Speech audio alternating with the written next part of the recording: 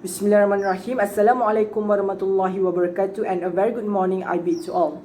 First of all, I would like to say thank you to IIUM for giving me the opportunity for me to sit for the online interview. My name is ZAIM SUHAIL bin Ahmad MUJAHID. I'm 20 years old. I'm from Jutra Kedah, and I'm from Diploma in Law UNIZA, University Sultan Zainal Abidin Terengganu. My father worked as an officer in Universiti Utara Malaysia, and my mother worked as a teacher in Sekolah Kebangsaan Bandar Baru Darul Aman. I have 5 siblings, and my hobby is baking. So the reason why I want to learn in bachelor degree in law in IIUM is because first, I do have interest in law since secondary school. I want to know more about all the laws that have been used in Malaysia, both civil and Sharia laws. And since in Malaysia, I knew that our federal religion is Islam based on our federal constitution. I always wonder and want to know why, even though our country is an Islam country, but we still use both civil and Sharia law. However, the Sharia law that have been used in our country is quite limited and restricted. Secondly, since I knew that IIUM is famous with its bachelor degree in law, where it provides students to take the course where we can learn both civil and Sharia law. I think this is an opportunity for me to take, since I do want to learn both laws. And regarding the Arabic language, where I do hear from some people and my seniors that the Sharia law in IIUM were being taught in Arabic language. And in my opinion,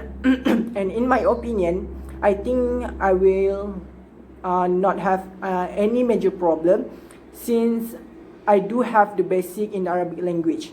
Even during my study in diploma in law, I learned 4 subjects, which were Ulum Quran, Ulum Hadith, Qawaid Fiqhiyah, and Arabic for law. And these subjects were being taught to us to make sure that I have the basics in Arabic language, and the lecturers in these subjects also taught us in Arabic.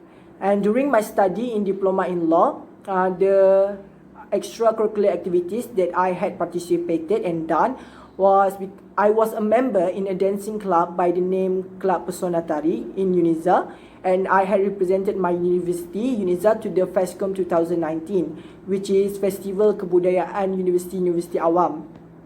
And I also had performed in many events that have been run by the university, such as performance for the convocation ceremony for UNIZA, the opening ceremony for the mock trial, and also the performance for the Indian event in UNIZA, where we danced a Bollywood dance at that time. And I also had participated in a competition called as Pengisahan Kenegaraan, which is state level, where it is basically a kind of storytelling drama competition, and Alhamdulillah, we got the first runner-up in that competition. And in my diploma in law, and the panelists must be wonder why I wanted to study law, even though I participate in this kind of activities. In my opinion, for me, I want to have a smooth and peaceful learning culture during my study. And since I am going to learn law, which is considered as one of the tougher course in the view of our society, but since I do have interest in learning law, I think by participating in this kind of activities, it can also help me in preventing me from having any stress during my study. Even in my diploma in law, when I studied diploma before, during the day I will learn all the lectures given by the lecturers, done all the tutorial questions that have been given by the lecturers. But during the night day, I will go to the studio and also have a practice with my club members and have fun there. So in addition, for those who did not know about this kind of activities can also help me in gaining more confidence too. People always say that if you join a debate club or public speaking, you can gain more confidence. Yes, it is true, but in my opinion, when I join this kind of activities, it made me gain more confidence in myself. Try to imagine where I need to perform in front of many people, doing my best, hoping not to do any mistakes, and make sure that the people, those who watch my performance, are happy with it. And having the confidence is an important thing in order to become a lawyer, since we will be the one who will represent our client in the future. So the topic that I had chosen is what are the recent legal issues that has caught my attention.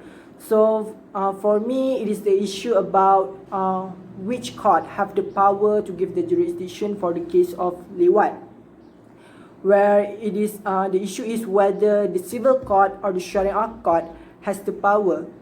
So basically, in this case, it is about a man having an sexual intercourse, which is sodomy, with another man, and these people are Muslim, both of them. So they were charged under the Selangor Sharia law, which is under Section 28 of Enactment Sharia Criminal Offences Selangor. And since the guy he dissatisfied with the decision, with the charge, the guy then challenged the charge of the Sharia court, saying that the court does not have the power to do so.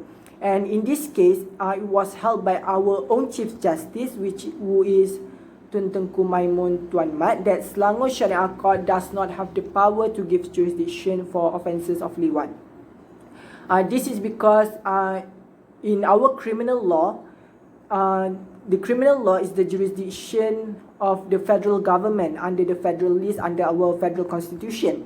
And under the state list, under the federal constitution has provided or stated for a long list that the state and Sharia court jurisdiction in criminal offences, which is the creation and punishment of offences must be committed by person professing the religion of Islam against the religious order, except in respect of matters including in the federal list. And in this case, the federal court agreed that the state and the Sharia court has no jurisdiction over the crime of sodomy, since the offence had been stated and enshrined in our penal code, which is stated under section 377A, which is the offence having intercourse against the order of nature.